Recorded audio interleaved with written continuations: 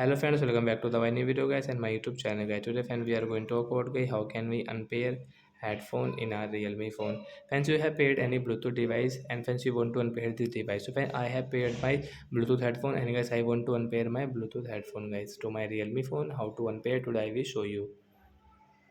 So friend, now let's see guys how can we unpair it. So first of all guys, open your phone setting to unpair guys your Bluetooth headphone.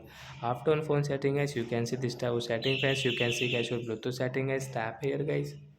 Sorry friends, I paused the video guys. Now continue guys. So friends, right side guys, we will have to click on this icon guys. Tap here and friends, you can see guys this type of setting in your Realme phone. Friends, you can see guys this use for and guys you want to off guys, you want to on guys your phone calls and video call, you can on off from here. But guys, we want to unpair guys, we will tap here to unpair. After unpair guys, we cannot use this Bluetooth headphone guys. If we use so guys, we will have to pair again. So like that guys, you can unpair your Bluetooth headphone to your Realme phone. So that's it guys. Thanks for watching the video guys. We will meet on next video. Bye bye friends.